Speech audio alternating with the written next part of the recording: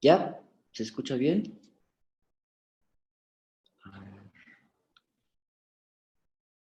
Ah,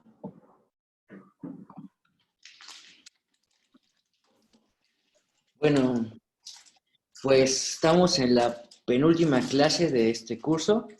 Ya tuvimos cuatro clases con Simple, abordando el tema de ángeles y demonios desde una perspectiva teológica y bíblica. Eh, Creo que a todos nos pareció que fue abrir muchas líneas, ver lo amplio de este tema. Y bueno, ahora vamos a ir con otras dos áreas, ¿no? A revisar. Abel nos va a presentar una perspectiva filosófica muy precisa y después la última será con Elías desde la espiritualidad. Pero bueno, ya quienes se han conectado en las clases anteriores saben de qué va esto, ¿no? De estos cursos de EPEC, del Espacio Popular Exploración Cristiana.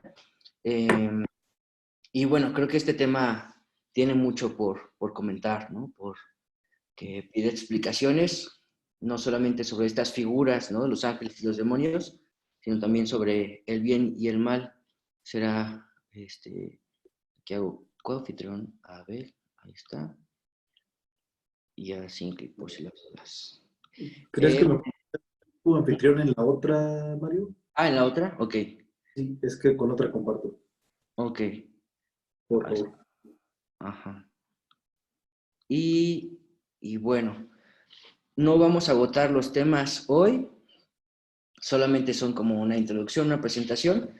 Me parece que están a la orden del día pensando en estas urgencias, ¿no? De nuestro mundo, en la pandemia, ¿no? Pero no solo como pensando en el COVID como un virus independiente, sino como consecuencia de todas nuestras formas de vida, ¿no?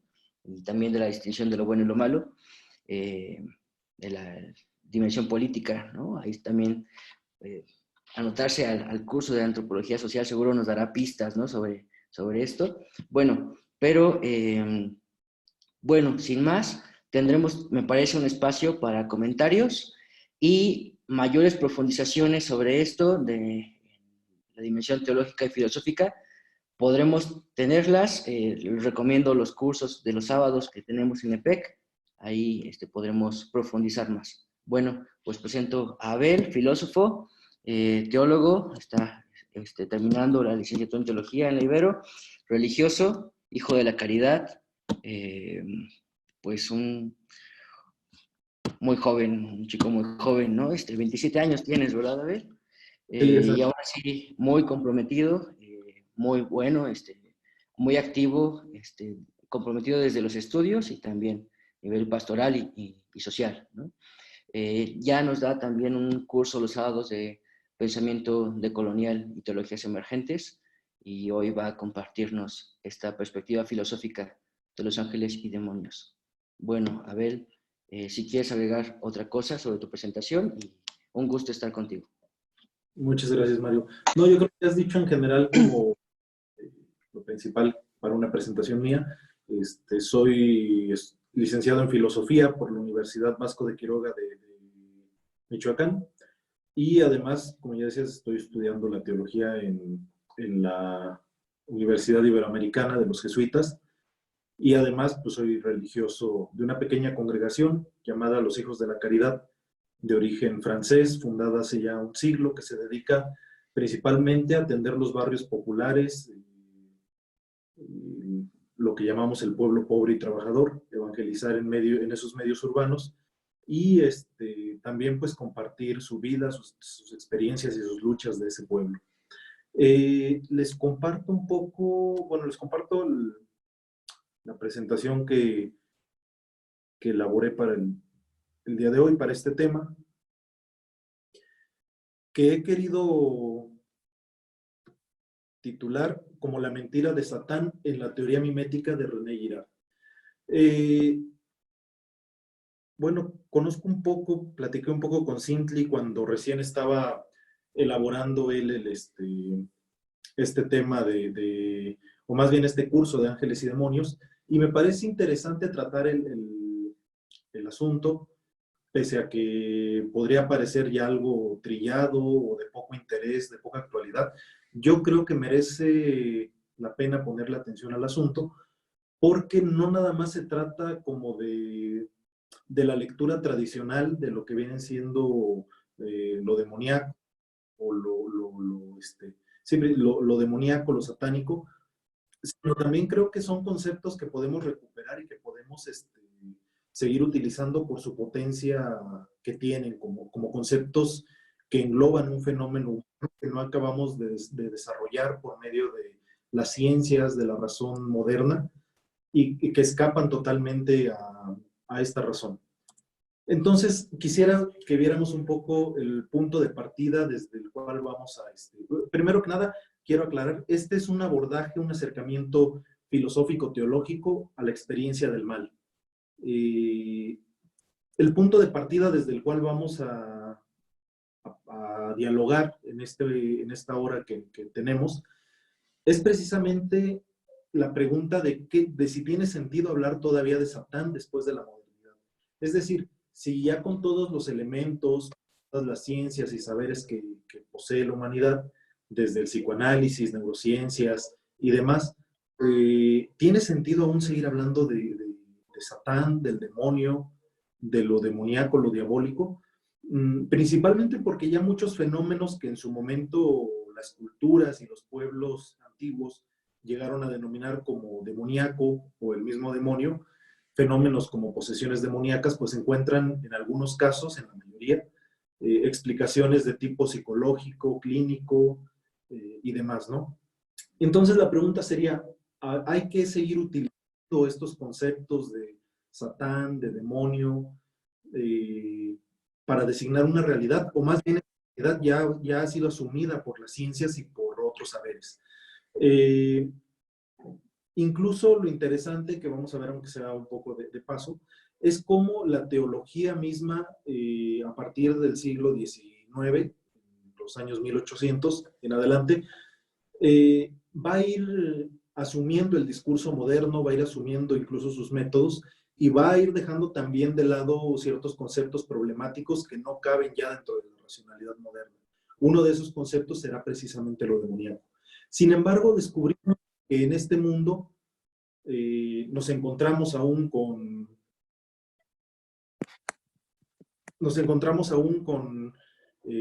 una experiencia que nos reta y que va más allá de nuestros conceptos modernos y de nuestros conceptos científicos. Y esa experiencia es precisamente la experiencia del mal en el mundo. ¿Cómo podemos nosotros explicar, darle sentido a una experiencia que nos desestructura totalmente y que desestructura totalmente nuestra racionalidad, nuestra comprensión, como puede ser la experiencia del mal? Y concretamente la experiencia del mal en su máxima expresión, ¿no? Nos encontramos con situaciones, y en México, que es un país tan lastimado por la violencia, nos encontramos con experiencias que van más allá de lo racional y que salen del entendimiento humano. Experiencias como son Acteal en el 94, como son San Fernando, como son todas las fosas clandestinas que día a día se encuentran en nuestro país.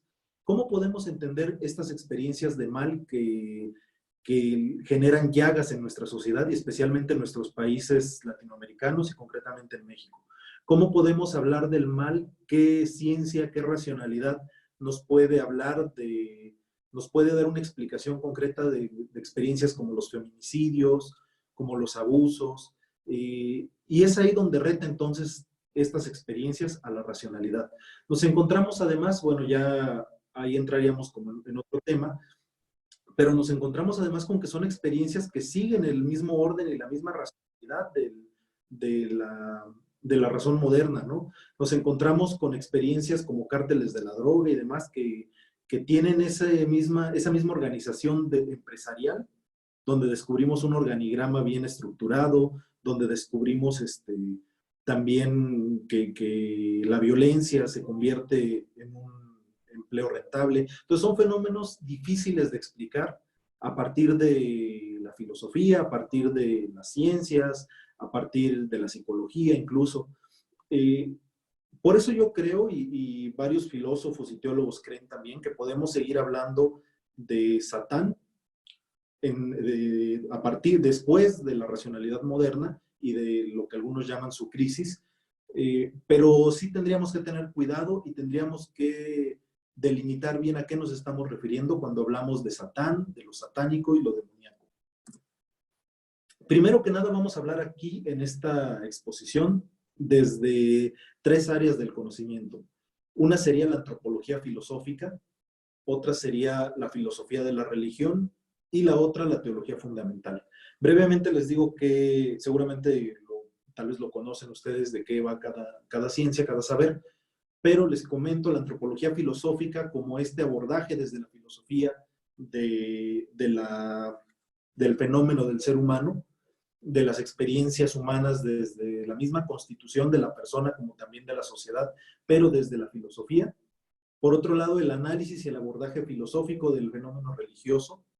Y finalmente, esta rama de la teología fundamental, que durante el primer milenio se conoció como, de manera clásica, se conoce como la apologética, que es precisamente un intento de traducir en palabras racionales del saber y del conocimiento humano aquellos misterios que nos han sido revelados a los cristianos en las Sagradas Escrituras y en la persona de Jesús.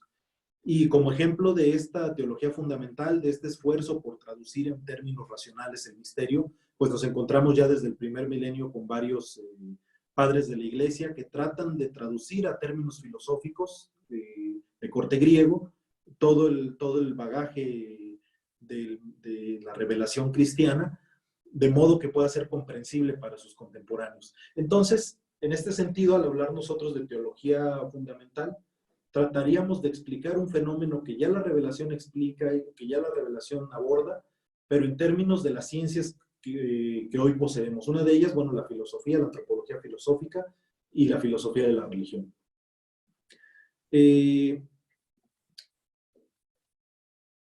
Ahora, la cuestión central que tratamos que vamos a tratar de desentrañar aquí en esta exposición es el lenguaje mitológico. Cuando hablamos de Satán, cuando hablamos de demonio, obviamente estamos hablando de un lenguaje mitológico que no responde a nuestro lenguaje moderno, que habla que parte de la experiencia, que parte de la racionalidad, sino que el lenguaje mitológico es un lenguaje, una racionalidad no moderna, una racionalidad distinta, que trata de hablar, que trata de poner palabras a las experiencias humanas, trata de poner palabras a las experiencias humanas para explicar fenómenos concretos que la humanidad palpa dentro de la realidad. Y uno se podría preguntar, bueno, ¿es válido seguir hablando en lenguaje mitológico o tenemos que abandonar este lenguaje mitológico? Recordemos que durante el siglo XIX, desde la Revolución Francesa, durante toda la modernidad, que va desde el siglo XV con el descubrimiento y conquista de América hasta el siglo XX, más o menos, pero especialmente en el siglo XIX, que va desde la Revolución Francesa hasta la Primera Guerra Mundial, lo que se llama también el siglo largo. Durante ese siglo va a haber un boom en la técnica y en la ciencia humana. Y va a llegar un punto en el que la modernidad va a decir todo lo que no sea científico queda fuera de la realidad. Todo lo que no sea científico no existe y no es más que cuentos. Un poco por ahí va el discurso de Augusto Comte, donde va a dividir la historia humana la historia del pensamiento humano entre el pensamiento religioso, mágico, que trata de responder a los fenómenos con los que se encuentra el ser humano, pero que al no tener un pensamiento científico, pues responde desde el mito, sí, principalmente desde el mito. Después habla él ya del pensamiento metafísico en términos filosóficos, y posteriormente, como el culmen de la racionalidad humana, pues es la racionalidad científica propia de la modernidad y de una época positiva. Este prejuicio lo va a tener toda la modernidad y lo va a adquirir también la teología. Uno de los teólogos que más se va a casar con esta búsqueda de racionalidad y de cientificidad será precisamente Rudolf Bultmann, un teólogo alemán del siglo XX, que va a tratar de desmitologizar, lo que él llama desmitologizar las Sagradas Escrituras, especialmente los Evangelios. Todo aquello que encuentre dentro de la Biblia que no concuerde con la racionalidad, va a tratar de hacerlo a un lado y de quedarse con el centro del mensaje cristiano, reduciendo en ese sentido el cristianismo a una mera religión ética existencial. Con esto salen perdiendo conceptos importantes como son salvación, como son incluso la misma resurrección, y dentro de estos conceptos pues también sale perdiendo la figura del demonio y la figura de Satanás.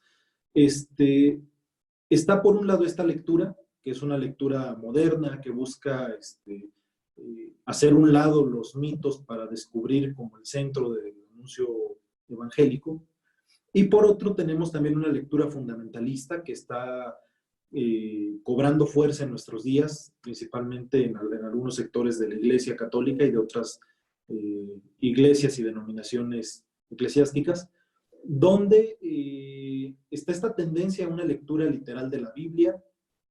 No se hace discernimiento entre lo que es un género literario a lo que es literal e histórico. Y por lo tanto, curiosamente en estos grupos hay esa misma tendencia como a poner énfasis especialmente en el demonio, en el infierno y en este tipo de manifestaciones misteriosas. Nos encontramos aquí, bueno, desde grupos tradicionalistas, de los más cerrados y conservadores, hasta también grupos pentecostales y no pentecostales. Entonces, frente a esta dicotomía, nos podemos preguntar, ¿cuál es la opción? O renunciamos totalmente al lenguaje mítico, abandonando con ello también parte importante del mensaje bíblico, o por otro lado nos quedamos con una lectura fundamentalista y literalista de las Sagradas Escrituras, sin la capacidad de discernir entre lo que es literal, lo que es un género literario. La respuesta me parece que la encontramos en ciertos acercamientos que tenemos hoy en día, tanto desde la teología como de la filosofía, a la revelación. El acercamiento que vamos a tener aquí en esta exposición es desde la teoría mimética. Es una teoría filosófica elaborada por el filósofo, historiador y crítico literario René Girard, un francés nacido en 1923 en Aviñón, que va a hacer un abordaje, más bien un análisis bastante exhaustivo de la literatura clásica, tanto del mundo griego como del mundo medieval y moderno. Y a partir de esa lectura y de esa crítica, va a lograr descubrir una relación importante en la sociedad humana entre la religión, lo religioso y lo violento. Girard va a ser catedrático, aunque es francés, va a ser catedrático la mayor parte de su vida en Estados Unidos, principalmente en las universidades de Indiana, Duke, Buffalo y Stanford. Algunas de sus obras principales son Literatura, Mimesis y Antropología, El Chivo Expiatorio, y el libro del que vamos a partir aquí será precisamente Veo a Satán caer como un relámpago, del 2002. A partir de este libro, Girard empezará a abordar más temas teológicos.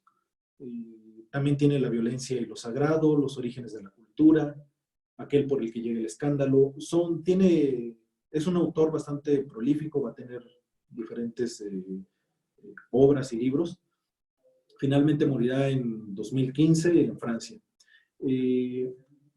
La teoría mimética va a dar también pie, va a ser un suelo fecundo para diferentes teologías y diferentes teólogos, principalmente en contextos de violencia. Encontramos muchos análisis y acercamientos a la teoría mimética desde Colombia, desde Brasil, donde nos encontramos por parte de Colombia con una crisis de narcotráfico y guerrilla que lleva por lo menos 50 años y que no se ha podido resolver. Y por otro lado tenemos en Brasil la crisis de afrojuvenicidios, donde numerosos jóvenes negros y pobres de las favelas son asesinados por el Estado. Entonces, desde estas realidades de violencia va a tener especial sentido hablar de la teoría mimética. ¿Qué hablamos cuando hablamos de teoría mimética? Primero que nada va a ser un abordaje literario que va a desembocar en la filosofía y terminará en la teología. Girard inicia, como ya decía, con una crítica literaria a los clásicos. Va a analizar estas novelas en términos antropológicos y va a terminar haciendo análisis filosóficos y teológicos. Algunas de las obras principales que ha analizado Girard son Macbeth, de Shakespeare, y bueno, esa es una de las principales y clásicas que aborda, pero también algunas de los clásicos griegos. La teoría mimética representa un suelo fecundo para la teología porque le permite darle un nuevo significado desde la realidad de violencia a términos o a conceptos teológicos propios de la revelación, como la verdad, Satanás, Satán, pecado y salvación. En este sentido, y va a ser el objetivo de este libro que vamos a abordar, que es Veo a Satán caer como un relámpago, lo que va a tratar Girard es demostrar la diferencia que hay entre los mitos paganos y la Biblia como revelación divina. Aquí es donde entra un poco o tiene lugar hablar de Satán y del mal en términos de la teoría mimética. ¿De qué trata el libro que vamos a abordar?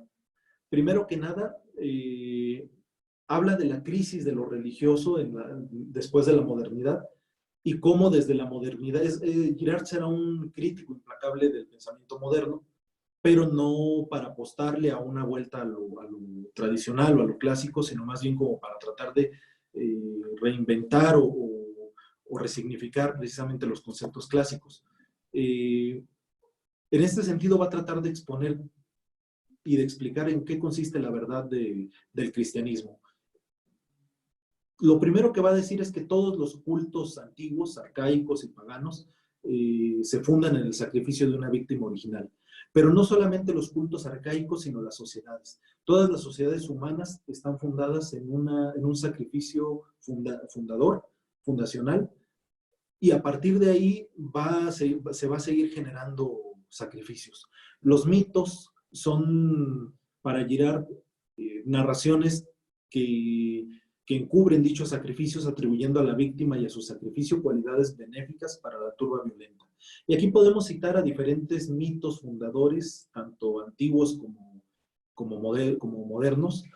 Por ejemplo, pensemos en Rómulo y Remo, la fundación de Roma, cómo a partir de la muerte de uno de los hermanos es como se genera la fundación precisamente de la sociedad romana, o incluso pensemos ya un poco menos elaborada en términos mitológicos, no como narración mitológica, pero toda la historia oficial sobre la fundación de México. Al final de cuentas, todos los héroes que tenemos divinizados, como son Hidalgo, Morelos y demás, pues han sido precisamente víctimas del bando triunfador al final. Y como estos ejemplos, pues tenemos también otros más, ¿no? Con su libro, Girard busca demostrar la diferencia entre los mitos paganos con la fe cristiana. Esto en términos no teológicos, sino de antropología religiosa y de crítica literaria. Va a presentar Girard de manera paralela algunos mitos paganos junto con algunas narraciones del Evangelio, y descubre cómo hay un mecanismo violento que es desenmascarado por el cristianismo, mientras que por la mitología pagana será encubierto esta violencia. Los evangelios ponen de relieve el apasionamiento mimético contra la víctima inocente. Ese será como el centro de su teoría de René Girard. ¿Y esto cómo ocurre? Podríamos preguntarnos, ya entrando de lleno a la teoría mimética. Para Girard lo que va a decir es que lo que mueve al hombre en el fondo es el deseo. El deseo como el fenómeno que impulsa al hombre hacia la relación con los demás, pero que además, como el objeto del deseo es principalmente algo que posee el prójimo, se trata de un deseo mimético, es decir, de un deseo que imita lo que, al desear yo el objeto de mi prójimo, no deseo en realidad el objeto, sino emular a a mi prójimo. Y pone como ejemplo, un ejemplo burdo si se quiere, pero claro, el hombre que desea a la mujer del otro. Como lo que en realidad se desea no es el objeto, en este caso, perdón por la expresión, pero en este caso la mujer sería el objeto de deseo, no es a la mujer a la que se desea, sino más bien emular a lo que tiene el prójimo. Un poco así más o menos va a ser el punto de partida antropológico de Girard. Uno podrá estar de acuerdo más o menos en su tesis, pero la cosa se empieza a complicar cuando resulta que el prójimo, el que es el dueño del objeto deseado, se da cuenta de ese deseo que reaviva que reaviva en él el deseo por ese objeto. Es decir, el deseo llama, despierta el deseo de la otra persona. Dice Girard que el ser humano no desea por sí mismo, sino por imitación. En ese sentido, cuando descubre el dueño, el propietario del objeto, que el objeto es deseado por otro, se reafirma y se radicaliza su deseo por el objeto, y esto al final desencadena un conflicto y una rivalidad entre ambos sujetos. Lo que va a ocasionar un enfrentamiento constante, porque si el deseo de uno reaviva el deseo del otro, y al desearlo reaviva el deseo del otro, se convierte esto en un ciclo de deseo violento que al final termina en el conflicto. Además de esto, resulta que el deseo, que la rivalidad genera o atrae a otras personas cuando nos metemos con un tercero o una cuarta persona, entonces esto se convierte en un conflicto imposible de sortear. Esto, dice Girard, no siempre es tan complicado, no siempre termina de manera violenta, pero cuando empezamos a hablar de comunidades donde son numerosas, pues esto sin duda termina siendo una guerra de todos contra todos. Al final se desata una violencia interminable que lo único que va a hacer es seguir cavando en un pozo sin fin. Y puesto que cualquier comunidad que se encuentre en esta situación, lo único que va a lograr es desaparecer, se necesita liberar esa presión y liberar esta violencia, y la única forma de hacerlo es por medio de una víctima sacrificial o un chivo expiatorio. Por medio de este chivo expiatorio se busca o se recae toda la violencia mimética sobre una sola persona, lo que genera una unanimidad mimética de todos los rivales que estaban enfrentados entre sí se vuelven hacia una sola persona, donde esta víctima es expulsada en el mejor de los casos o aniquilada, y entonces se devuelve la paz a la comunidad. Al restaurarse la paz, la gente o aquellos que se han visto envueltos en toda esta violencia mimética llegan a la conclusión de que la víctima tenía algo especial al conferirles esta paz y esta tranquilidad y esta liberación, y lo que van a hacer es divinizar a la víctima. Al final de cuentas terminan divinizándolo de diferentes formas. Pueden considerarlo un demonio con poderes sobrenaturales, pueden considerarlo un semidios o incluso un dios.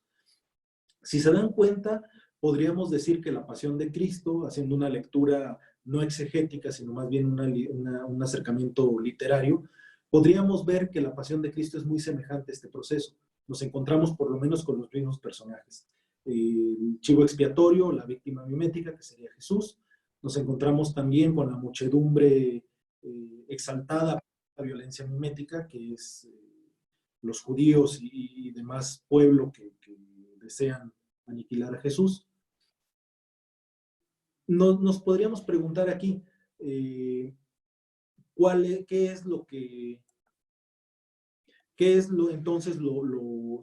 es tan parecida la pasión de Cristo a las narraciones y mitologías miméticas, ¿cuál es la diferencia entre la revelación del Evangelio y los mitos paganos? Bueno, la diferencia se encuentra en que mientras los mitos afirman que la víctima es culpable y ha sido justamente asesinada, aniquilada o justiciada, los evangelios van a afirmar que la víctima es inocente.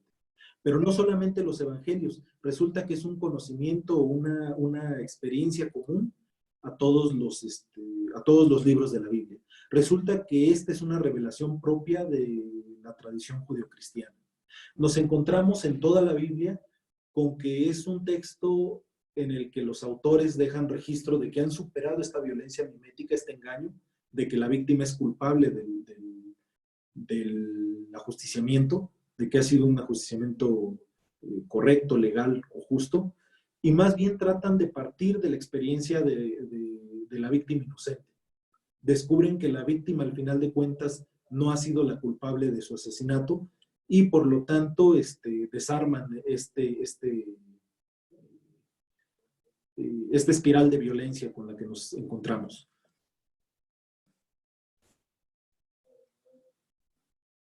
No sé si tienen hasta aquí alguna duda o algún comentario al respecto. Si queda claro un poco el mecanismo mimético.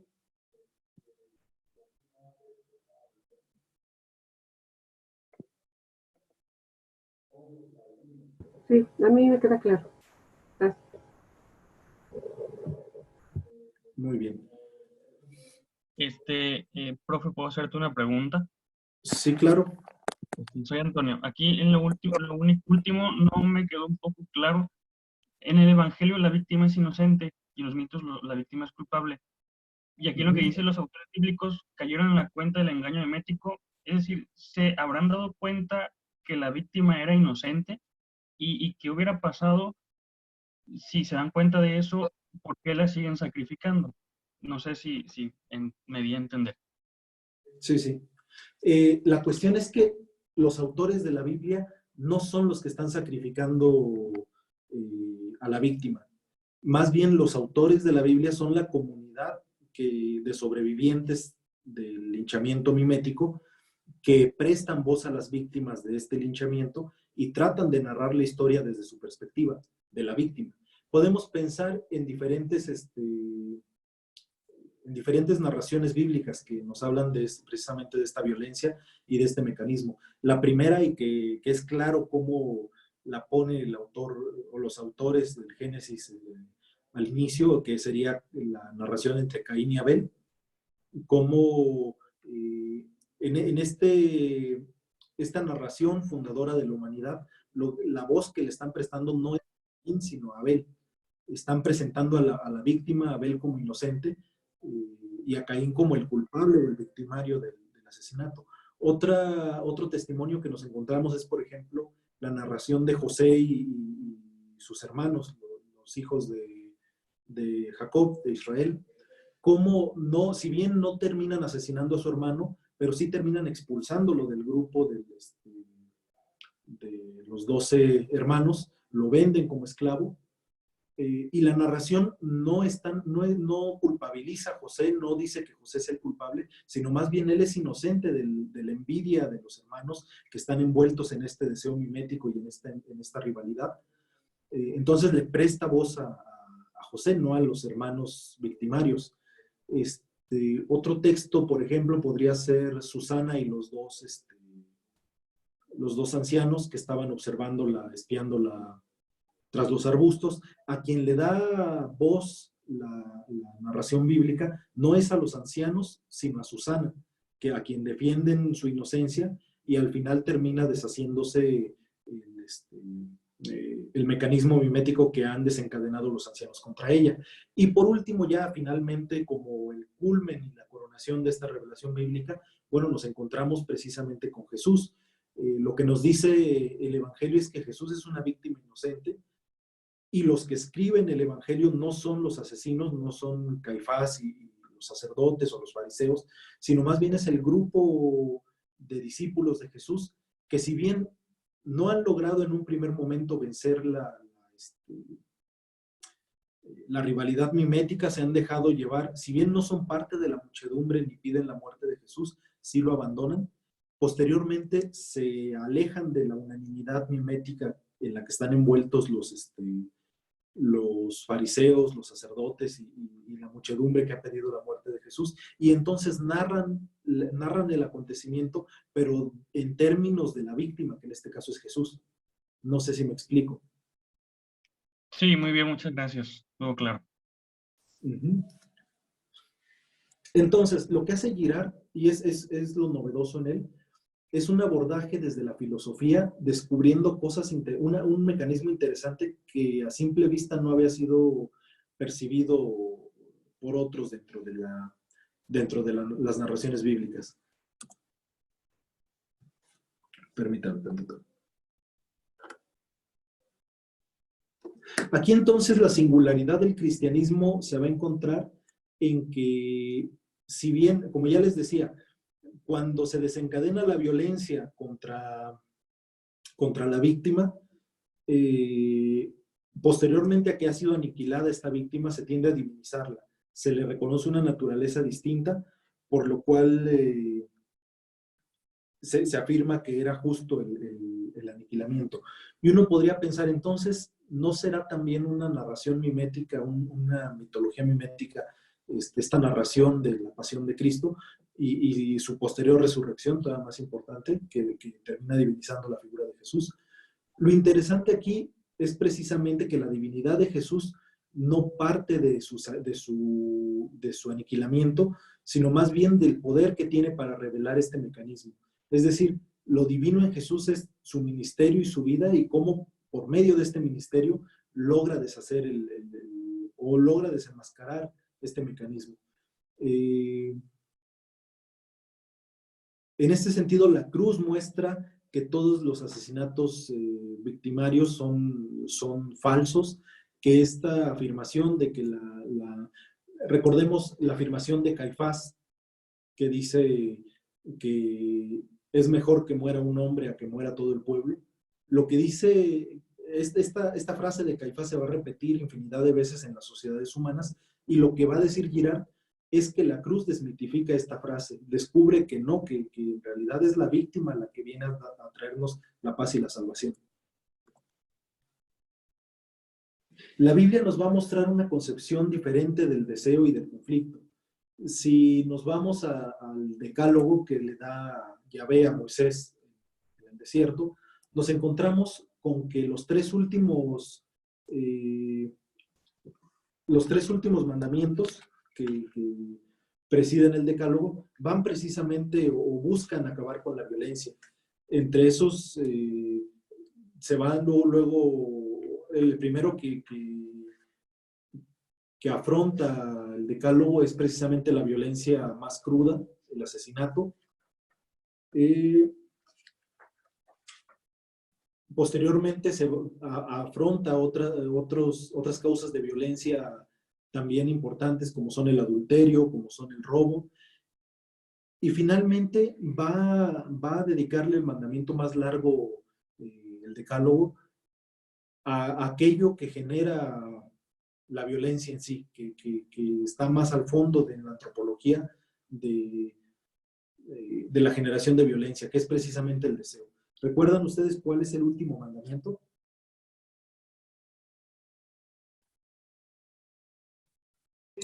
¿No codiciarás los bienes ajenos?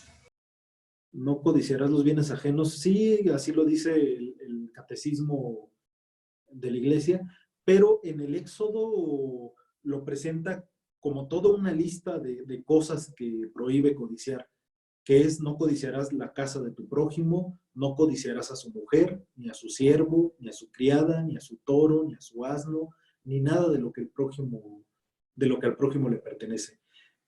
En nuestras traducciones leemos codiciar, pero en realidad el término hebreo se debería traducir como desearás, porque codiciar lo entenderíamos como un deseo desordenado y como especial, no como el deseo que todos tenemos, sino como el deseo de unos cuantos avaros que quieren poseer lo ajeno. Pero en realidad lo que prohíbe el decálogo es el deseo en sí, porque descubre el decálogo que es desde el deseo desde donde proceden todos los conflictos. Y podríamos pensar, bueno, pues no es tan conflictivo que dos personas se peleen por el deseo de un objeto o una persona o un algo.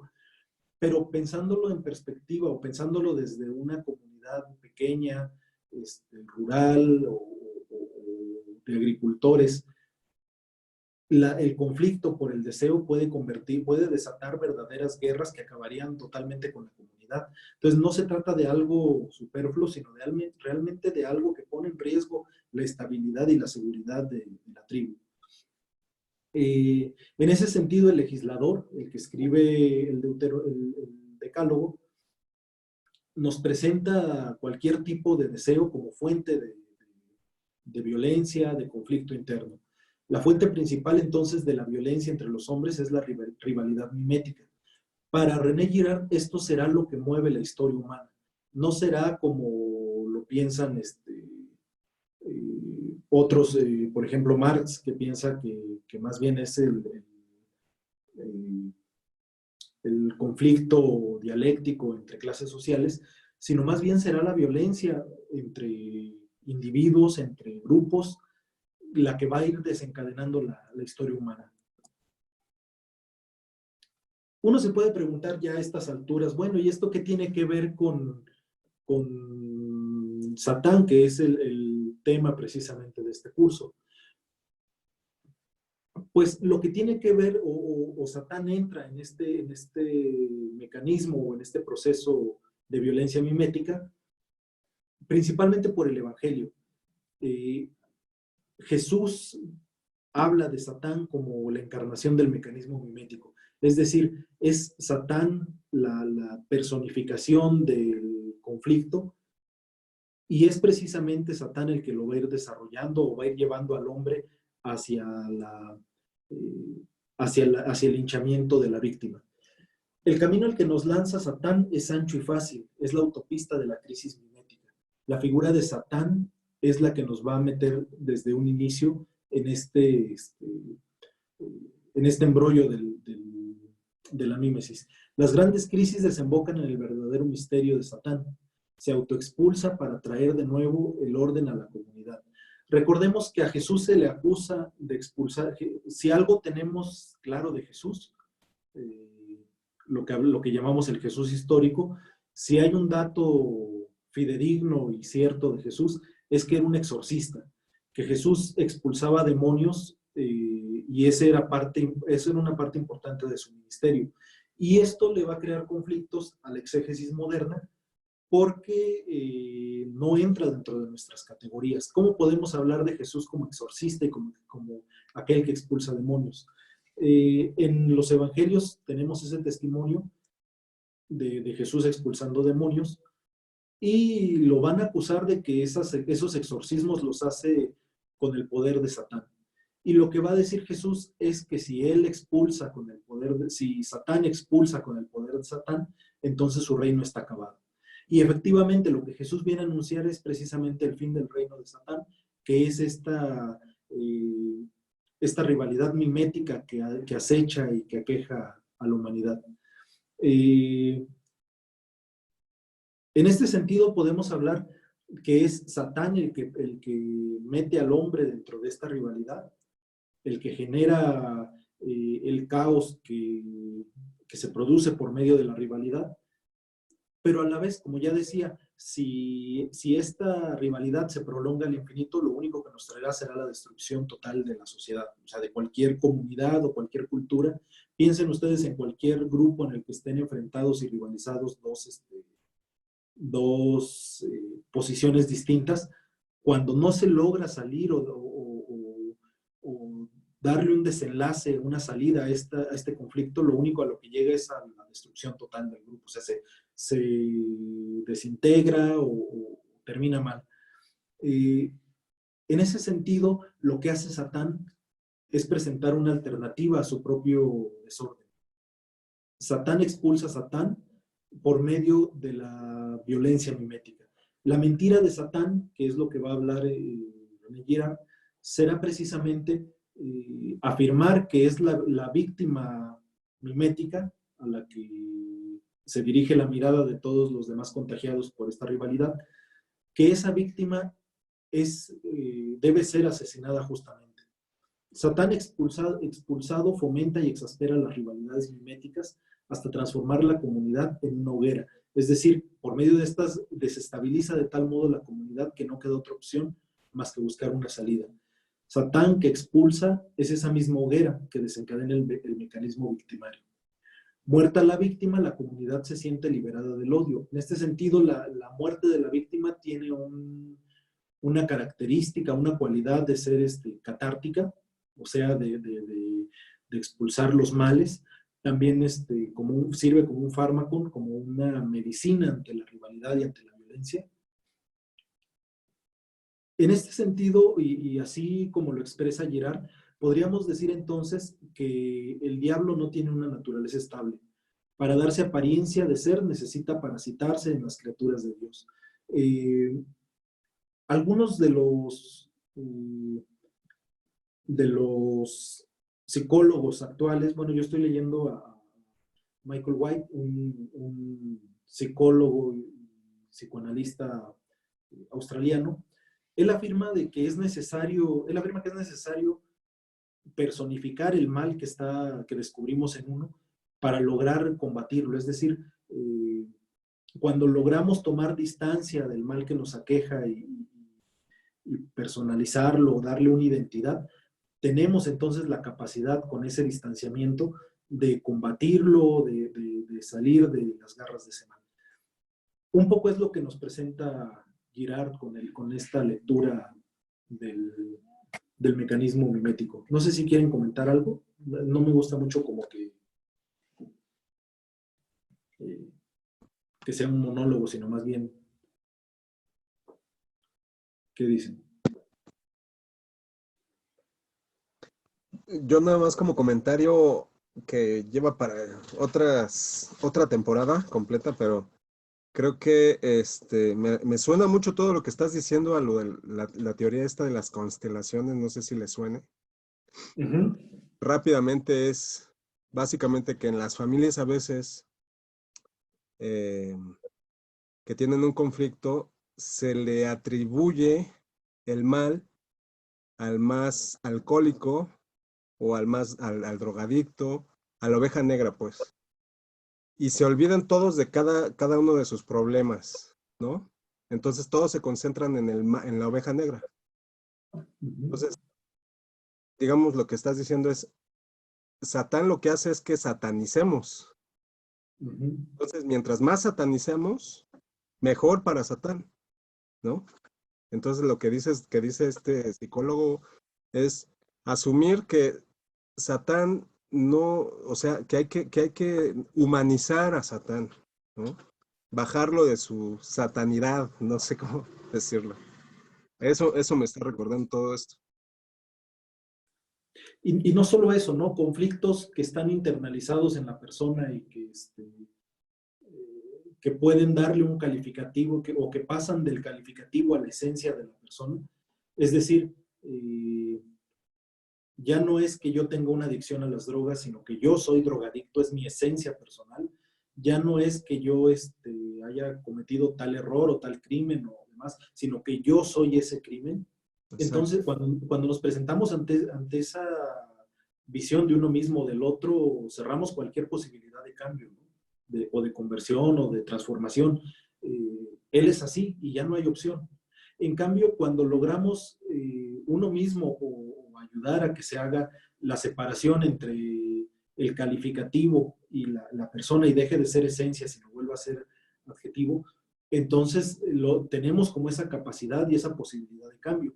Un poco es lo que nos presenta aquí Girard y es lo que nos dice, bueno, nos encontramos con la realidad del mal, pero la realidad del mal no está presente en el ser humano, porque en realidad el deseo propiamente no es algo negativo. O sea, no es que el deseo sea en sí negativo o nos lleve a la violencia, pero cuando estamos dentro de una comunidad grande donde el deseo es algo bastante tentador, entonces sí se convierte como en problema, ¿no? Para la sociedad. Inclusive recordemos que Jesús invita, una de las invitaciones más principalmente presente en el Evangelio de Juan, de Jesús, es a la imitación que está detrás del deseo. Pero no la imitación de cualquiera, sino la imitación de Jesús mismo. Dice, sean como yo, sed santos como yo soy santo. Dios, el mismo Yahvé lo pide, me parece que en Levítico, en el libro de Levítico se lo pide a su pueblo, que sean santos porque Él los ha escogido y Él es santo. Lo que llama a Dios es precisamente la imitación, y Jesús en este sentido también en el Evangelio de Juan va a llamar a esa imitación. La diferencia se encuentra en que esa imitación a la que llama Jesús es una imitación desinteresada, a diferencia precisamente de la imitación que buscamos entre nosotros y que crea rivalidad. Lo que trata Jesús es de que imitemos también su imitación desinteresada de la persona de Dios, que es el Padre. La diferencia está entonces en que Satán no busca también ser imitado, pero para enrollar y para trastornar precisamente nuestras relaciones. ¿Qué significa entonces para nosotros hablar de salvación en este sentido y de cruz? Vamos a ver que el ciclo... A ver, espérenme, porque aquí hay dos chats. Dice Shiwi, en la historia bíblica que narran eventos en los que aparece Satán, todas son desde la teoría mimética una creación literaria para entender el orden contra las rivalidades que hay en la comunidad. Sí, normalmente tenemos que partir de algo, que en la cosmovisión judía de tiempos de Jesús, los demonios eran parte del universo, del cosmos. Ellos entendían que el mundo se movía influenciado por diferentes espíritus buenos y espíritus malos, espíritus angelicales o divinos y espíritus demoníacos. Por lo tanto, ellos descubrían, o Jesús lo que descubre es que hay este mecanismo, no con esas palabras, pero que hay este mecanismo violento de exclusión y aniquilamiento de las víctimas. Y dentro de esa cosmovisión que él también comparte, este fenómeno se explica únicamente desde la presencia de Satán, que precisamente etimológicamente en el hebreo, Satán significa el acusador. Es decir, el que lleva ante el tribunal a un acusado, a una víctima para ser juzgado. En este caso, la función que tiene Satán, el acusador, es precisamente, dada ya que se desató la violencia mimética, lo que hace Satán es guiar hacia una persona, hacia una víctima o un grupo reducido de personas, como los causantes de la problemática y aquellos a los que se tiene que ajusticiar. Entonces, bueno, sí, la mayoría de estos relatos de posesiones son relatos literarios, creaciones literarias, pero también es cierto que en la cosmovisión propia de los judíos del siglo I, pues muchos males eran atribuidos precisamente a la influencia de espíritus malignos, ¿no? Marta dice, me llama la atención esto de descargar las limitaciones propias en alguien más por la incapacidad de ir al interior. Bueno, pero si nos damos cuenta es algo bien común. Pensemos en cualquier comunidad o sociedad o grupo en el que nos encontremos nosotros. Puede ser escuela, puede ser iglesia, comunidad religiosa y demás. Siempre se busca el chivo expiatorio y curiosamente cuando encontramos nuestro chivo expiatorio dentro de la comunidad, como decía Emanuel, se aligeran las cargas de los demás, se olvidan los defectos o los males del otro y se centra todo en esa víctima, ¿no? Esto es lo que va a llamar René Girard la mentira de Satán, que precisamente que la víctima es ese fármaco que nos va a sacar de este enrollo de la rivalidad. A mí me recuerda un poco esto que comentaba Emanuel. Está escrito en alguno de los evangelios que dice que vemos la paja en el ojo ajeno. Entonces hay total desviación y perdemos de vista la viga que tenemos cada uno de los que estamos acusando, vamos a decir, o estamos señalando. Sí, claro, ¿no? Y precisamente en este sentido se lo dirige Jesús a un grupo concreto que son los fariseos, como aquellos que señalan los males los males legales que comete cada uno de los integrantes de la comunidad o de la sociedad. El ciclo mimético engendrador de divinidades míticas, este ciclo va a terminar con la resurrección de Jesús, porque además es una divinización que no, lo que ya decía hace rato, es una divinización que no parte de los verdugos, sino más bien de un pequeño grupo que se separa de esa unidad, de esa unanimidad.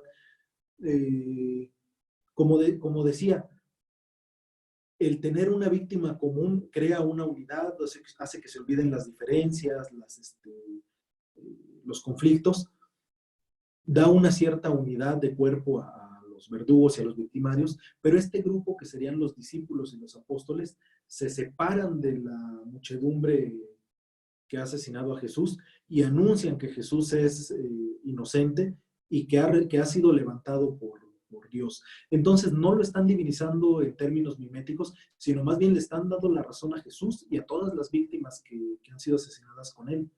En ese sentido, la Biblia hebrea refleja la crisis mimética y la muerte de las víctimas. Pensemos los salmos como estos himnos de las víctimas ajusticiadas o que ven amenazada su vida.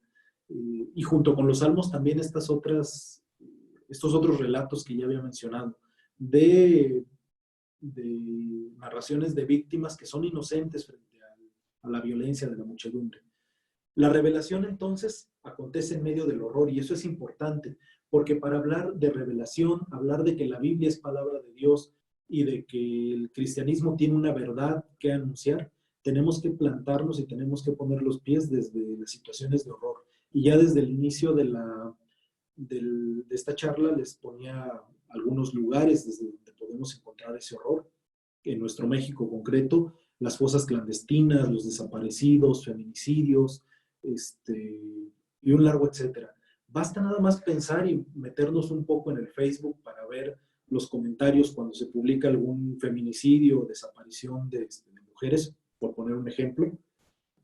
¿Cuáles son los comentarios que más salen a relucir? Fue por su culpa, ¿para qué sale de noche? No sé, muchas otras cosas. Que nos dan cuenta entonces de cómo la víctima es la culpable de su mismo asesinato y no los victimarios. Podemos pensar también incluso en la crisis migratoria de Estados Unidos, cómo los causantes de la crisis económica en el país no es los empresarios, no es Wall Street, no es las empresas transnacionales que llevan sus fábricas a Vietnam, China o estos países donde la mano de obra prácticamente es regalada. No son ellos los culpables, sino más bien los migrantes que llegan al país. Es decir, se busca una víctima que dé explicación a la crisis que se está viviendo y que cuya exclusión o cuyo asesinato pueda traer de nuevo la paz. Es ahí donde nos encontramos entonces con Satán. Satán como aquella figura personal que está moviendo los hilos detrás de toda esta violencia. Dios se revela entonces como un Dios de las víctimas. Esa es la diferencia que hay entre el Dios cristiano y las demás divinidades míticas. El Dios cristiano entonces será el Dios de Jesús siempre y cuando sea un Dios que habla y que apela por las víctimas. Y eso lo podemos ver desde el libro de Job, que ya al final de la narración, después de que Job ha cuestionado y ha preguntado el porqué de la situación en la que se encuentra, su esposa lo invita a blasfemar, sus tres amigos lo invitan a descubrir que es la voluntad de Dios y que tiene que resignarse. Al final Job blasfema, y en medio de ese blasfemar contra el Dios que está permitiendo la injusticia contra él, aparece Dios y se muestra como aquel que está luchando contra la injusticia, que está luchando contra el dolor, y le dice a Job que ha hablado mejor de él que sus tres amigos, que están tratando como de dejar bien parado a Dios frente a esta situación del mal. Entonces, en ese sentido, el Dios bíblico es el Dios de las víctimas. Los testigos de la resurrección, esto que ya decía, no son la multitud unánime de perseguidores, sino una minoría contestataria. Esto no tiene equivalente en los mitos. En los mitos, la muchedumbre condena a la víctima, la justicia, y terminan divinizándola al final, porque ha traído la paz a la comunidad. Si se dan cuenta, es diferente la narración de los evangelios con las narraciones míticas. No se anuncia a un Dios, a un Jesús crucificado por voluntad divina, sino más bien a que la voluntad divina ha sido la que lo ha levantado de entre las víctimas ajusticiadas. La resurrección de Cristo entonces corona y concluye la subversión y la revelación de la mitología, de los ritos y de la cultura humana. Para llenar todas las culturas están fundadas sobre la violencia sacrificial, incluyendo también las mismas religiones. Vamos a ver dos ejemplos concretos de un mito, cómo nos presenta, cómo se desarrolla precisamente este mecanismo dentro de los mitos, y otro, cómo se contrarresta dentro de los evangelios. El ejemplo del mito es el de Apolonio de Tiana, que presenta el mismo Girard dentro de este libro, Veo a Satán caer como un rayo. Apolonio de Tiana es un filósofo y gurú pagano, fue un filósofo y gurú pagano del siglo II. Va a ser famoso por sus milagros que va a realizar en Asia Menor, y uno de ellos, el más importante, es el de erradicar la peste en Éfeso. Los invito a que leamos el texto, el mito. No sé si alguien lo quiere leer. Espérenme tantito. Disculpen.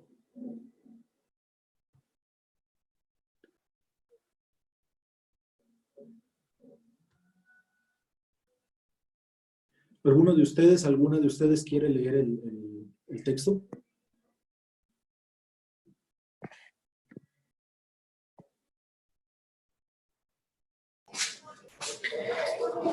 Hoy mismo pondré fin a esa epidemia que os abruma. Tras pronunciar estas palabras, condujo al pueblo al teatro. Perdón, permíteme, se me olvidó introducir. Les decía, Apolonio es un profeta, filósofo y realizador de milagros en Asia Menor. Va a ser, en el siglo II ya está el cristianismo, va a ser uno de las figuras rivales de Jesús. Ya en el siglo IV, cuando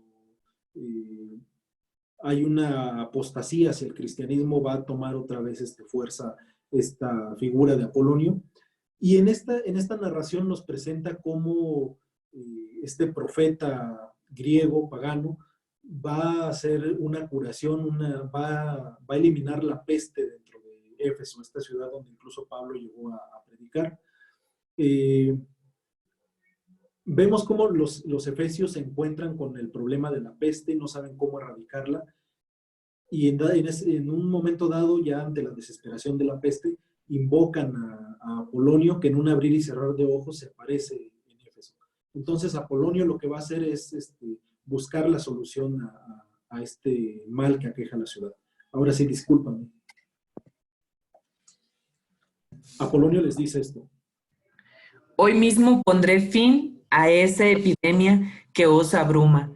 Tras pronunciar estas palabras, condujo al pueblo al teatro, donde se alzaba una imagen del Dios protector de la ciudad. Vio allí a una especie de mendigo que parpadeaba, como si estuviera ciego, y llevaba una bolsa con un mendrugo de pan. Iba cubierto de harapos y su aspecto tenía algo que repelía. Tras colocar a los efesios en círculo en torno al mendigo, Apolonio les dijo: coged tantas piedras como podáis y arrojadlas sobre este enemigo de los dioses. Los efesios se preguntaron: ¿a dónde quería ir a parar Apolonio? Los escandalizaba la idea de matar a un desconocido manifiestamente miserable, que les pedía suplicante que tuvieran piedad de él. Insistía Apolonio e instaba a los efesios a alzarse contra él, a impedirle que escapara. A partir del momento en que algunos de ellos, obedeciendo sus indicaciones, empezaron a arrojarle piedras, el mendigo, que por el parpadeo de sus ojos parecía ciego, les lanzó súbitamente una mirada penetrante que mostró unos ojos llenos de fuego. Y los efesios, convencidos entonces de que tenían que habérselas con un demonio, lo lapidaron con tanto ahínco que las piedras arrojadas formaron un gran túmulo alrededor de su cuerpo. Pasado un momento, Apolonio los invitó a reiterar las piedras y contemplar el cadáver del animal salvaje al que acababan de matar. Una vez liberada la criatura del túmulo de proyectiles, comprobaron que no era un mendigo. En su lugar vieron una bestia que se asemejaba a un enorme perro de presa, tan grande como el mayor de los leones. Allí estaba ante ellos, reducido a una masa sanguinolenta por sus pedradas y vomitando espuma como un perro rabioso, en vista de lo cual se alzó una estatua a Heracles, el dios protector de Éfeso, en el lugar en que se había expulsado al espíritu maligno. Gracias. Si ven, entonces, nos encontramos aquí ante una narración mitológica que cumple con lo que nos presenta Girard. Por un lado, ya la ciudad vive una situación de conflicto interna, en este caso expresada por la peste, y no encuentran una salida pacífica para este conflicto interno. Lo que hace entonces Apolonio es dirigir la mirada de todos los ciudadanos hacia una víctima concreta. En este caso, casi siempre las víctimas miméticas serán la persona más desfavorecida, la que tiene mayor capacidad para atraer a las miradas hacia ella, en este caso un mendigo, y por medio de esa ejecución se logra destrabar todos los conflictos que hay dentro de la ciudad, y después se le atribuye al mendigo, primero se afirma que se puede asesinar porque es un demonio, porque no es igual que los demás, tiene unas características propias que permiten que su asesinato sea justo. Y después, cuando ya es asesinado, se afirma que era el culpable al descubrir que era en medio del cadáver masacrado y deshecho, se le descubre como diferente, como un perro de presa, y no se le alcanza a divinizar del todo, pero sí se erige una estatua a una divinidad en el lugar donde acontece el hecho. Si nos damos cuenta, entonces, la narración cumple con las características que descubre Girard en las demás mitologías, en las demás narraciones mitológicas, pero también dentro de la sociedad humana. Esta narración la va a hacer Filóstrato, un filósofo y escritor pagano del siglo III o IV, que trata de presentar como diferentes rivales al cristianismo que está ya de moda en ese momento, en el siglo IV, como alternativas y para decir, bueno, su tal Cristo no es tan poderoso porque hay otros profetas que también han hecho grandes milagros. Lo que, sin querer, lo que Filóstrato está mostrando precisamente es como la diferencia entre el cristianismo frente a la revelación cristiana y los mitos paganos. Vemos que el milagro, entonces, consiste en desencadenar el contagio mimético y polarizar a la población contra el mendigo. No hay una unidad, hay conflicto dentro de los efesios, y lo que hace Apolonio es mostrarles un chivo expiatorio en torno al cual se puedan unir y con esto puedan desenredar los conflictos que están viviendo como comunidad. La lapidación es un mecanismo victimario, igual que la pasión. Aquí hay, aunque son diferentes elementos, diferentes personajes, pero hay algo que parece concordar entre la narración de la pasión y la narración de esta ejecución.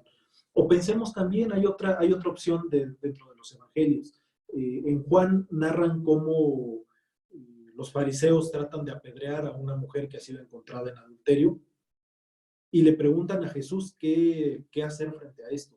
Lo que querían los fariseos no era descubrir la verdad o conocer la opinión de Jesús frente a una cuestión legal. Lo que querían precisamente era contagiar a la muchedumbre que estaba con ellos para ver a Jesús como una amenaza y convertirlo en una víctima, apedrearlo en ese momento. Lo que hace Jesús es destruir la unidad dentro de esta muchedumbre y desarticular así la violencia mimética. Mientras que Apolonio invita a toda la muchedumbre a apedrearlos, lo que hace Jesús es individualizarlos. Dice, el que esté libre de pecado, que arroje la primera piedra. Es decir, pone los reflectores sobre la primera persona que va a apedrear a la mujer.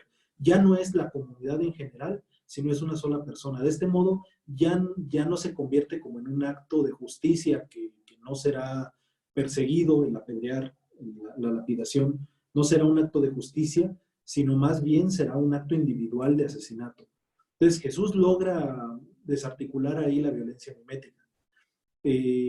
Para reforzar la violencia colectiva hay que reforzar su inconsciencia, es decir, no son conscientes de lo que están haciendo la muchedumbre. La cruz es el equivalente a la lapidación de Éfeso. Jesús se identifica en este sentido con todas las víctimas. Y esto nos trae, si entramos aquí en diálogo con teologías contextuales como la teología de la liberación, puede ser un campo bastante fecundo para dialogar con la teoría mimética. Y por último, un ejemplo de las Sagradas Escrituras, del Evangelio, donde podemos encontrar precisamente cómo el demonio ocupa este papel dentro de la teoría mimética de Girard. Uno de los más conocidos y emblemáticos casos de exorcismo que realiza Jesús es precisamente el del endemoniado de Gerasa. Lo narran se narra en diferentes evangelios de los sinópticos, pero vamos a tomar aquí el caso de Marcos, que es el primer evangelio en ser redactado. No lo leemos textualmente, pero recordemos algunos de sus elementos. El primero es que Jesús llega a una ciudad que es pagana. Gerasa se encuentra al otro lado del río, del mar de Galilea, no se encuentra dentro del territorio de Israel. Pertenece a la región de Decápolis, entonces son paganos. Y se encuentra con que hay un endemoniado que vive entre tumbas, es decir, vive entre muertos. La comunidad lo ha expulsado de su seno. Al principio lo amarran y lo encadenan, pero esa misma expulsión le da la fuerza suficiente para romper con las cadenas y al final lo dejan que ande libre. Pero es un individuo que está fuera de sí, que se golpea, se corta con piedras y lanza alaridos espantosos. Cuando la comunidad no sabe qué hacer con él y cuando Jesús se encuentra con él, el demonio corre hacia Jesús y le pide que no lo expulse de la comarca. Eso es muy interesante porque a diferencia de otros casos en los que Jesús reprende a los demonios y los hace callar, en este caso Jesús parece que accede a las peticiones del demonio que posee a este joven. Recordemos el nombre cuando le pregunta a Jesús por su nombre al demonio, le responde que es Legión. Y esta petición de no ser expulsado de la comarca es significativo porque el demonio y el joven endemoniado es parte importante de la comunidad. Es parte importante, juega un papel importante dentro de la comunidad al ser un individuo expulsado y marginado, porque tiene implicaciones políticas, económicas y sociales en cuanto que es un factor que les permite organizarse y ponerse de acuerdo entre todos los habitantes de la comunidad. Jesús no necesita enviarlo fuera de la comarca. ¿Por qué? Porque la misma naturaleza de Satán hará que se autodestruya. simplemente lo envía hacia los cerdos, y los cerdos, que son animales también sociales, que están en relación, que están en piaras, tendientes también a la imitación, corren entre ellos al despeñadero. O sea, el mismo proceso mimético ocasiona que los animales se despeñen, se maten en el mar. Los ciudadanos se quedan espantados. Dice que que los cuidadores de los cerdos, cuando se dan cuenta de que los cerdos se lanzan hacia el mar, corren espantados y van y le cuentan a todo el pueblo lo que ha sucedido. El pueblo va a ver a Jesús, y cuando lo ven y ven al joven que está vestido, sentado y en su sano juicio, se espantan. ¿Qué es lo que les espanta? Los cerdos que se han lanzado al precipicio, el joven, el poder de Jesús, o más bien les asustará ver al joven que consideraban fuera de su juicio, en juicio y sentado. Porque resulta, si es esto último, que es el joven el que nos espanta, los que en realidad estaban fuera de sí y estaban fuera de su juicio eran precisamente el mismo pueblo. Al descubrir que aquel al que consideraban endemoniado ha vuelto a ser uno más como ellos, lo que les descubre rompe con la unanimidad que tenían, esa unidad mimética que les había generado el joven, y lo que hace es descubrirle todos sus conflictos que tienen, se reactivan los conflictos internos que tienen. Eran ellos los que no estaban en su sano juicio, y eso es lo que les espanta. Por eso le piden a Jesús que se retire, porque su figura se vuelve amenazadora. Le piden que se vaya. Es curioso porque eso no le pasa a Jesús en las comunidades judías o galileas que visita durante su ministerio, solamente le pasa en Gerasa. ¿Y por qué? Porque precisamente no habían recibido, no estaban familiarizados con este develamiento del proceso mimético al ser un pueblo pagano, y pone en cuestión totalmente todas sus estructuras y su sociedad. Por eso expulsan a Jesús y le piden que se retire. Pero pasa otro acontecimiento curioso, y es que el endemoniado le pide, el joven que había estado endemoniado, le pide a Jesús que le permita ir con él. Normalmente Jesús en los evangelios le pide a sus discípulos seguimiento, que sigan sus pasos, que tomen su cruz, que vayan tras de él. Y sin embargo, aquí lo que hace Jesús es decirle que no, que se quede. Uno podría pensar y preguntarse, ¿no es esto bastante cruel hacia el joven?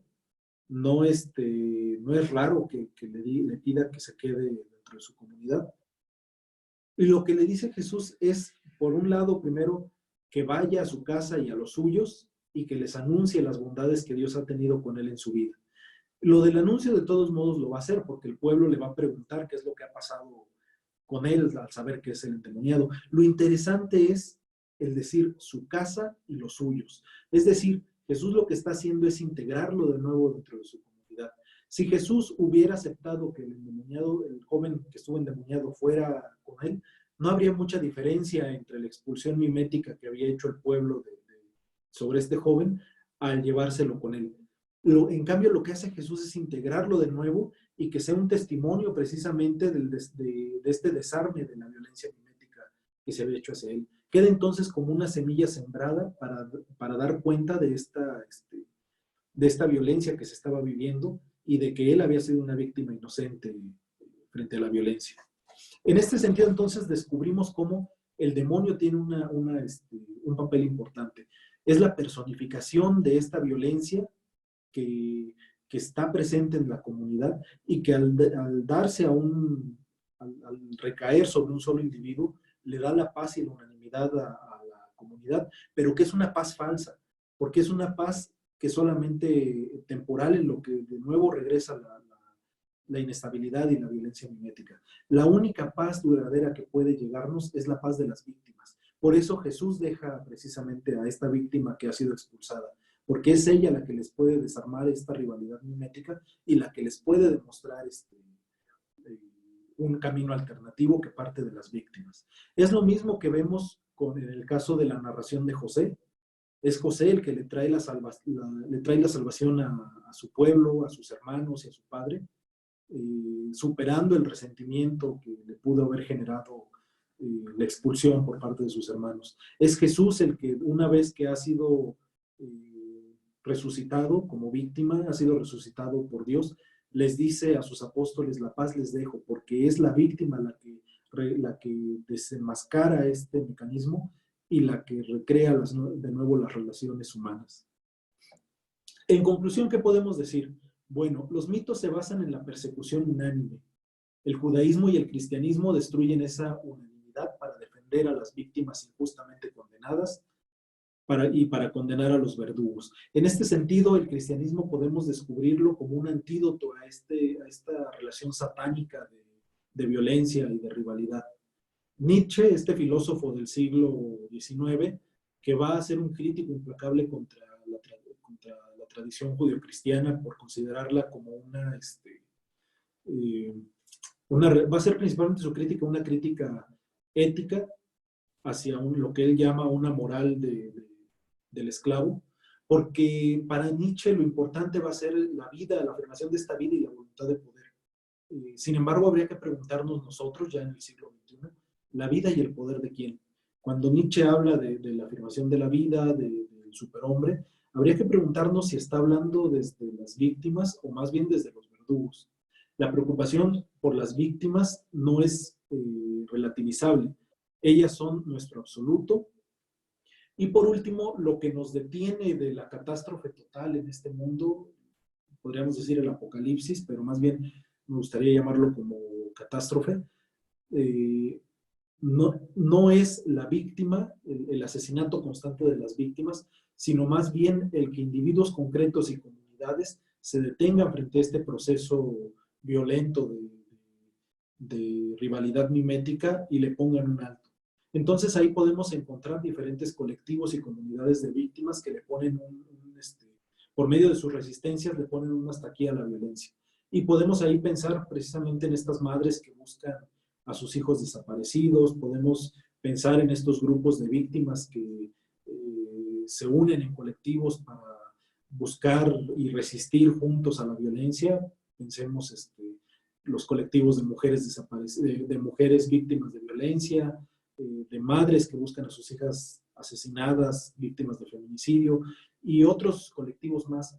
Es ahí precisamente donde encontramos la salvación, frente a la violencia satánica que se nos impone. No sé, ¿comentarios?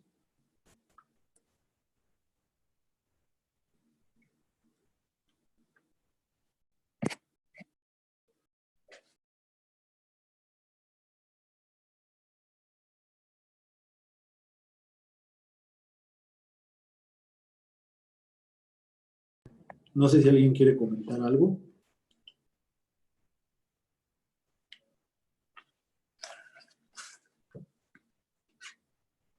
¿Qué les pareció? ¿No los confundí más? O a lo mejor no les pareció tan interesante. Muy interesante. No. Oye, a ver, como pregunta más bien, este mecanismo de la mímesis podría digamos, es una forma de pensar en los mecanismos de identificación que tenemos los seres humanos, identificación con el bien, con el mal. ¿Se puede pensar que es parte de eso? Como por ejemplo. O sea, identificación me refiero como que, sí, trasladar atributos de la manera como se conciben los sujetos y los colectivos, trasladar lo que uno concibe lo que es, como se concibe uno y como se concibe al grupo al que pertenece en otra cosa, ¿no? Siento que es como una especie de mecanismo de espejeo, ¿no? Como decir, sí, lo que, o no, o también decir, todo lo que yo no soy es aquello, ¿no? Si es este juego, ¿no? Creo que, claro, la mímesis incluye la dimensión de la muerte y del sacrificio, ¿no? Es como más compleja todo este mecanismo de la mímesis, pero pero creo que sí tiene que ver con este juego de las identidades, en ese sentido, ¿no? De decir, los atributos que me constituyen también están en aquello o en aquel, ¿no? O no. O sea, pero siempre es como pensarse a uno mismo, ¿no? Este juego de la mímesis. Como un traslado de la propia identidad y atributos a la víctima.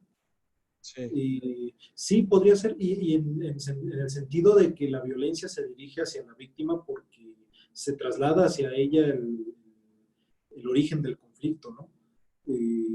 Sí, podría ser que en algunos casos esté detrás también esta sobreponer en la víctima mi propia identidad o lo contrario a mi identidad, ¿no?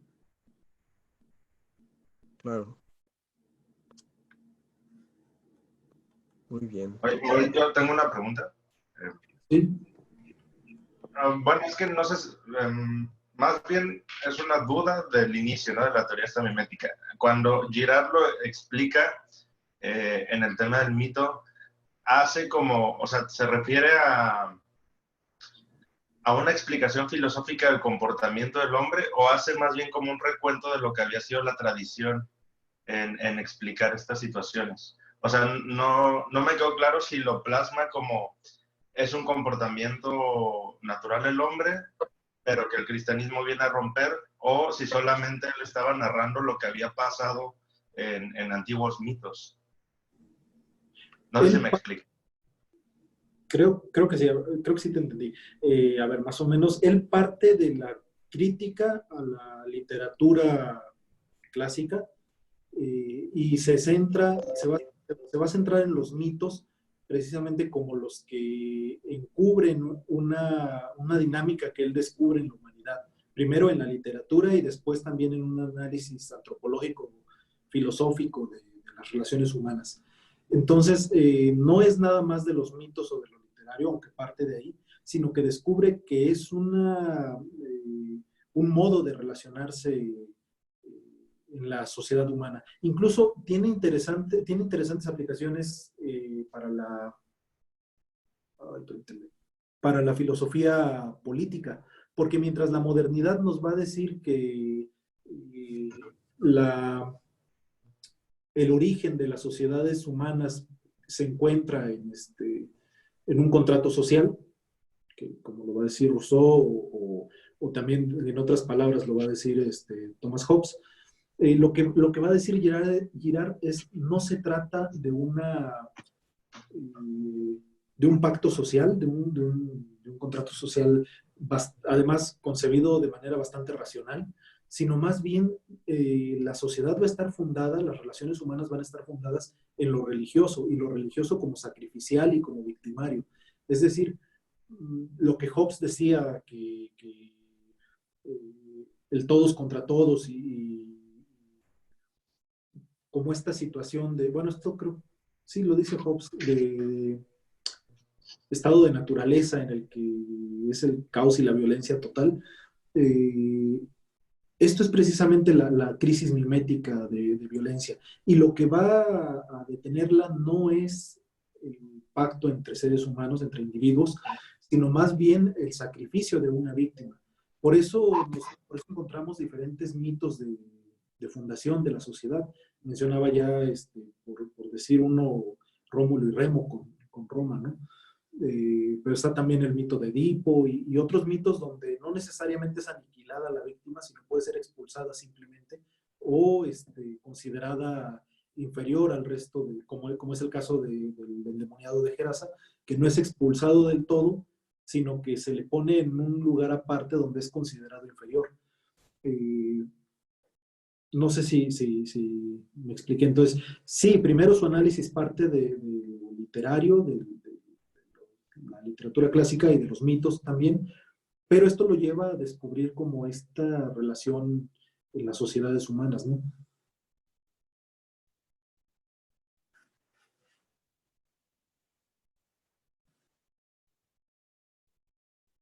¿Alguien más? Yo tengo una duda. ¿Sí me escuchan? ¿Sí se escucha? Perfecto. Cuando hablabas sobre el endemoniado y decías que los demonios, bueno, en este caso Legión, demuestra su naturaleza autodestructiva, ¿no? Lanzándose, queda evidenciada. Me quedé pensando en que parte de esta intención de religar, ¿no? De la religión, de reunirnos o de atarnos nuevamente o encontrar esta naturaleza divina que tenemos, queda un poco, la relaciono mucho con la parte de la inconsciencia, es decir, decías hace rato, para reforzar la violencia colectiva hay que reforzar su inconsciencia. Y creo que es parte muy importante o que lo noté con el endemoniado, con Legión, en el sentido de que a veces nuestra naturaleza como seres humanos es eso, es ser autodestructivos y preferimos vivir en la inconsciencia para no responsabilizarnos y no hacer nada y entonces nosotros mismos evitamos el ligarnos nuevamente con Dios o con la parte espiritual que tenemos como seres humanos.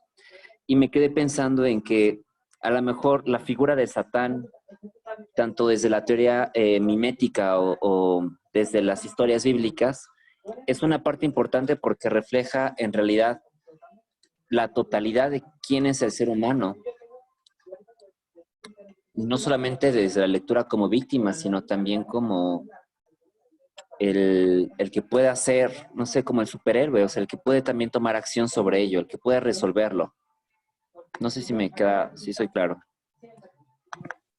Sí, lo interesante también del proceso mimético, como algo que decías, no solamente somos, porque esa es nuestra tendencia natural, de considerarnos las víctimas dentro del proceso mimético, sino que también podemos ocupar el otro papel, el del victimario. Y para romper con esta, consciente o inconscientemente, ¿no? Y para romper con esta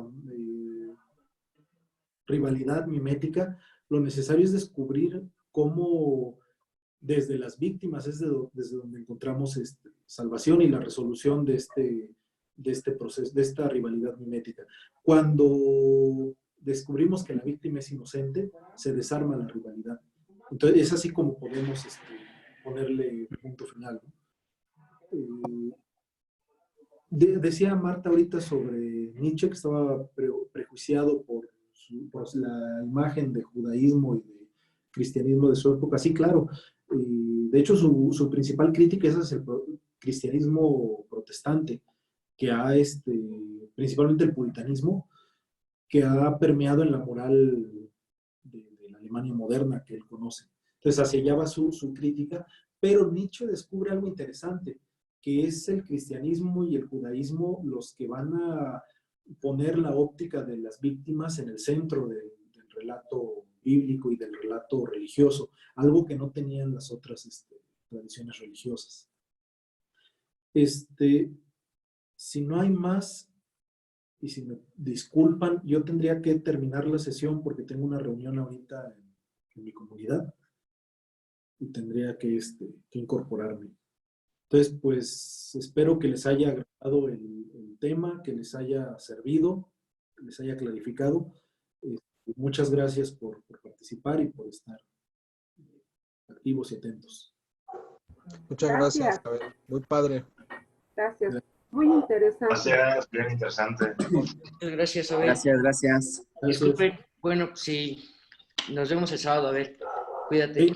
Bueno, les quería comentar, quizá, bueno, ya todos saben de la invitación para el próximo curso sobre el Apocalipsis en agosto. Quizá también sea una oportunidad de profundizar en estos temas, ¿no? En la línea del bien y del mal, que ya han comentado. Otras líneas que por ahí surgen, ¿no?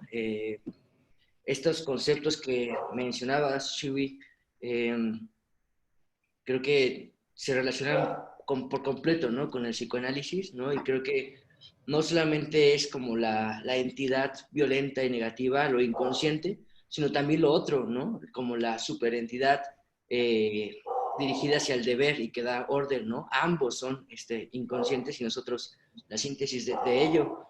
Y también, bueno, la figura de Nietzsche que lo tocan, ¿no? A mí me parece que también es un pensador con mucha potencia para revisar metafísicas establecidas desde Occidente, desde el cristianismo, y que puede dar otras posibilidades.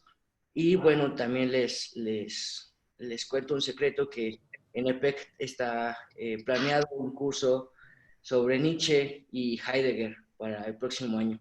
Entonces, bueno, ya luego les comento, y con la misma intención de profundizar en las posibilidades de la teología y de la filosofía, ¿no? En ambas, en la metafísica.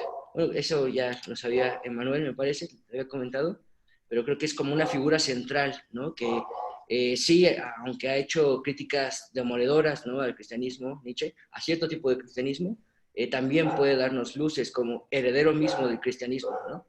Y bueno, ya está en nuestro tono, ¿no?, de cerrar este curso breve, ¿no?, de un mes, de 6 sesiones. La próxima será la última con Elías González. También será como un momento breve, ¿no?, una sola sesión para el tema que nos dé él. Y pues bueno, pues mucho gusto compartir. Muchas gracias. Y Sinclair, que en realidad fue quien dio el grueso del curso, ¿no?, con 4 sesiones, y en la dimensión teológica, pues si nos quieres comentar algo último, ¿no? Y igual, la próxima semana nos veríamos. Y yo quiero corregir todo lo que acaba de decir Mario.